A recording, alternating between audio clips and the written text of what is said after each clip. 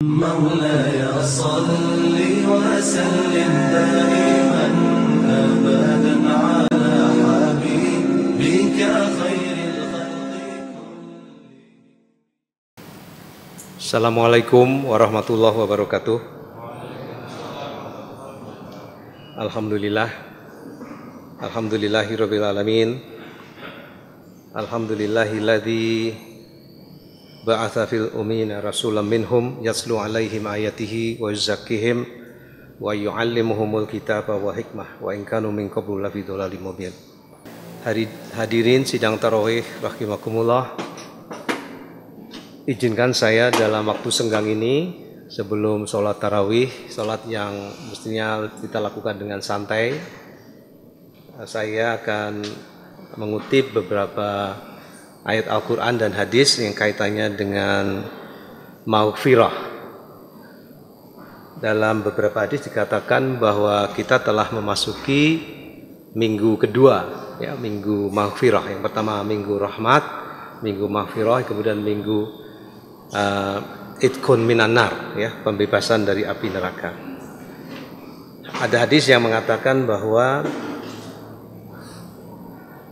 man sauma ramadhana imanan wahtisaban ghufirallahu ma taqaddama min dzambihi. Barang siapa melakukan saum Ramadan imanan wahtisaban, dengan iman dan dengan penuh perhitungan, penuh refleksi, ya, dia akan mendapatkan, Allah akan mengampuni dosa-dosanya yang terdahulu. Nah, ini 10 hari maghfirah ini, ya. Izinkan saya untuk menguraikan proses mencapai maghfirah ini, ya. Jadi maghfirah ini ampunan, tetapi dia mensyaratkan perubahan pada diri kita. Jadi orang yang mendapat ampunan itu orang yang berubah, ya. Meninggalkan dari maksiat ke kesalehan, dari kebodohan ke kecerdasan, dari kebohongan ke kebenaran, dan seterusnya. Jadi ciri-ciri orang yang mendapat maghfirah itu orang yang berubah menjadi lebih baik.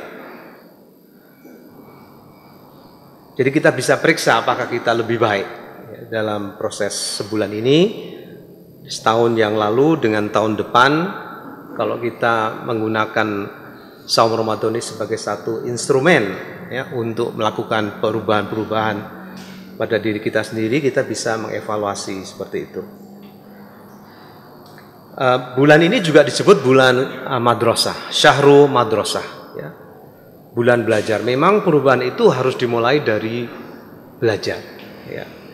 Belajar memahami mana yang maksiat, mana yang saleh, mana yang kebodohan, mana yang kecerdasan, mana yang kebohongan, mana yang kebenaran, mana yang batil, mana yang hak, ya. Kalau kita tidak belajar mengenai hal-hal itu, kita tidak bisa membayangkan perubahan-perubahannya bagaimana, karena kita tidak mengetahui kondisi awal ke kondisi akhirnya, ya. Jadi kalau kondisi awalnya itu rusak, setelah melalui proses dia membaik, sakit menjadi sehat, sering berbohong menjadi tidak pernah berbohong, dan seterusnya. Jadi ini proses belajar ini yang disebut madrasah itu proses yang menuntut satu kemampuan belajar tertentu, ya. Dan bulan puasa ini sebetulnya membuat kita dalam posisi lebih baik untuk belajar karena perut kosong. Kalau perut kosong itu energi yang biasa dipakai untuk mengunyah makanan di dalam perut itu kita pakai di otak. Jadi ada semacam pemindahan realokasi energi dari perut ke otak, ya. Jadi kita bisa berpikir lebih jernih, lebih kuat, untuk belajar. Jadi memang ini saat-saat belajar yang terbaik. Hadirin sidang tarawih rahimakumullah. Ya. Di dalam mungkin 2 hari 3 hari yang lalu ada peringatan nuzul Quran. Kita juga minggu-minggu ini atau bulan-bulan ini, hari-hari ini menunggu Lailatul Qadar. Menunggu satu momen di mana kita mendapatkan wahyu. Persoalan sekarang kita ini adalah bagaimana menurunkan wahyu yang dulu telah turun kepada Rasulullah, itu sekarang turun kepada kita, bukan untuk menjadi nabi yang baru, bukan. Tapi bagaimana kita memahami Al-Quran ini menjadi bagian dari kesadaran kita. Ya. Jadi tantangannya, kalau dulu Al-Quran itu datang kepada Rasulullah, kemudian Rasulullah mengabarkan dan memberitakan kepada kita, tadi dalam mukadimah tersebut, ba'atha fil ummiyina rasulam minhum yatlu alaihim ayatihi, dan Nabi itu telah membacakan ayat-ayat Al-Quran tadi kepada kita, ya. Wa yu'allimuhumul kitab, dan mengajarkan kitab itu kepada kita, ya. Jadi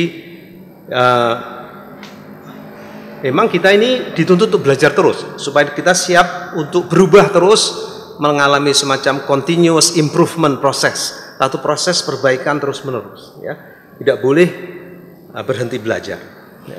Sekarang ini saat-saatnya kita belajar yang terbaik. Hadirin sidang tarawih rahimakumullah, ya. Nah, dengan belajar itu kita akan siap, ya, siap untuk berubah.